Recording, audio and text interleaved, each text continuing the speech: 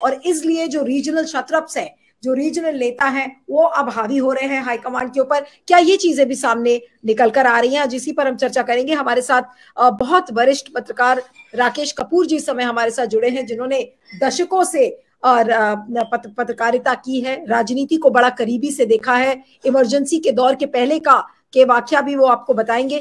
तो राकेश जी, आपका बहुत बहुत स्वागत है क्यू वाइब नेटवर्क पर। और मेरा जो पहला सवाल है वो यही है कि सर, क्या हाईकमांड से कोई गलती हो रही है कि अगर आधिकारिक घोषणा में देरी हो रही है कि कौन होगा कर्नाटक का अगला मुख्यमंत्री? अनम्यूट कर लीजिएगा सर, अनम्यूट कर लीजिए। हाँ नीलू जी, थैंक यू नीलू जी। देखिए, जो ये कांग्रेस में जो सब चल रहा है उसका मूल कारण तो एक तो ये है कि Congress is the only democratic party, जहां तक राष्ट्रीय दलों का सवाल है या दूसरे सभी राजनीतिक दलों का सवाल है, चूंकि यहाँ तो राष्ट्रीय दल हैं या फिर कुछ परिवारवादी दल हैं, फैमिली पॉलिटिशियंस हैं, तो उनमें इस तरीके की बातें होने का कोई सवाल ही पैदा नहीं होता है। तो लेकिन ये जो कुछ हो रहा है ना, चूंकि मीडिया को भी मालूम है कि कांग्रेस के इंटरनल मैटर्स के बारे में वो खुल के रिपोर्ट कर सकते हैं, इसलिए वो खुल के रिपोर्ट भी करते रहते हैं। उनकी भी कोई गलती नहीं है, क्योंकि और कोई पार्टी तो उन्हें इतना लीवरेज देती नहीं है कि वो खुल करके उसके बारे में जो है वो कुछ लिख सके, कुछ कह सके। Congress is the only party. एक तो इसका कारण ये है, और दूसरा कारण ये है कि लोकतंत्र में तरीका क्या है मुख्यमंत्री चुनने। रोक रही हूँ सर कि इस समय खबर आ गई है कि किसी भी समय आधिकारिक घोषणा पार्टी कर सकती है। सिद्धरमैया के नाम पर मोहर लग गई है।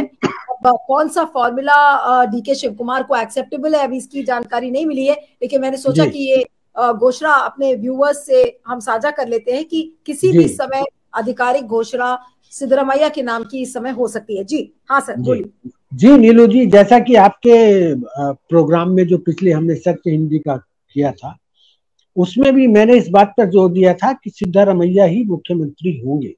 और अभी ऐसा लगता है कि आज शाम के वक्त या दोपहर को सुरजेवाला ने जो प्रेस कॉन्फ्रेंस की थी उसमें यह साफ कर दिया था कि 72 घंटे के भीतर हम महामंत्रिमंडल का गठन कर लेंगे, माने 2 दिन के अंदर।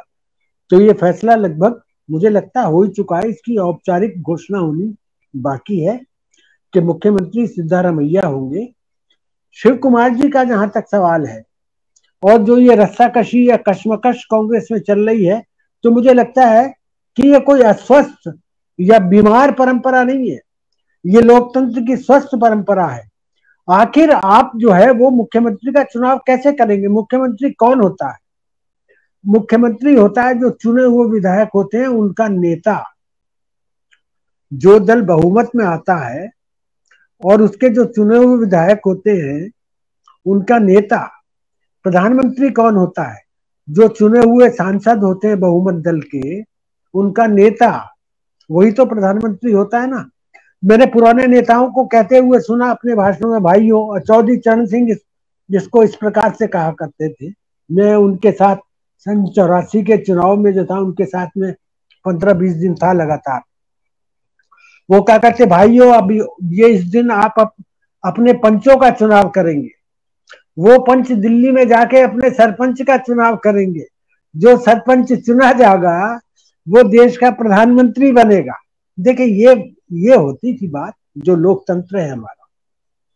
अब वो चीजें बदल गई हैं। खैर, वो क्यों बदली है उसका अलग कारण है। लेकिन जहां तक शिव कुमार और सिद्धरमैया का सवाल है, वो यही सवाल पैदा होता है कि कांग्रेस के अंदर जो कांग्रेस अध्यक्ष है उनकी भी इच्छा है, और जो पूर्व मुख्यमंत्री सिद्धरमैया हैं उनकी भी इच्छा है कि वो मुख्यमंत्री बने, जो उन्होंने चुनाव से पहले ही घोषणा भी कर दी थी इस बात की। सिद्धरमैया जी ने कहा था कि मैं मुख्यमंत्री बनना चाहता हूं। शिव कुमार जी भी मुख्यमंत्री बनना चाहते हैं, क्योंकि शिव कुमार जी ने भी एक जो पत्रकार के साथ बातचीत में बात कही थी कि I am the candidate for the chief minister. Siddaramaiah ने कहा इसमें कोई गलत बात नहीं है, लोकतंत्र में ऐसा होता है, यही तो लोकतंत्र है। और लोकतंत्र में आप कैसे तय करेंगे? जो विधायक चुने गए हैं उनमें देखा जाएगा, अगर कोई कैंडिडेट खड़ा होता है, 2 कैंडिडेट होते हैं एक पद के, तो कैसे आप तय करेंगे? जिसका बहुमत होगा। अब यहाँ पर जो चुनाव हुआ, सीक्रेट बैलेट हुआ, उसमें सिद्धारमैया जी का बहुमत है, जो हमें सूत्रों से खबरें मिल रही है कि 80 या 90, उन्हें 135 में से 190 मिले, तो बहुमत उनके साथ भी हुआ, वो नेता हुए।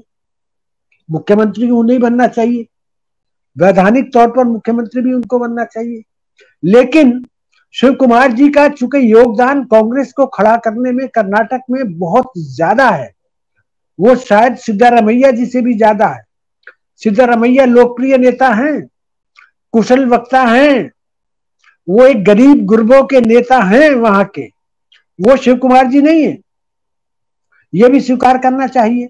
अब पार्टी को अपने देखने, अपने दलगत हित देखने हैं, राष्ट्रीय हित देखने हैं, जनहित देखने हैं, उनका देखते हुए उसे मुख्यमंत्री का चुनाव करना है और विधायकों के बहुमत का भी ध्यान रखना है।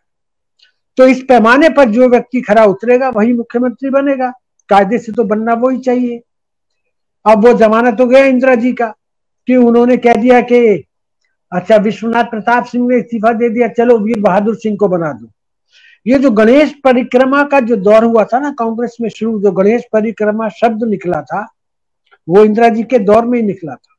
क्योंकि उस समय नेता जनता के बीच में जाने के बजाय दिल्ली में गणेश परिक्रमा किया करते थे, बड़े कांग्रेस के बड़े नेताओं की। आला कमान भी तभी से निकला ये शब्द।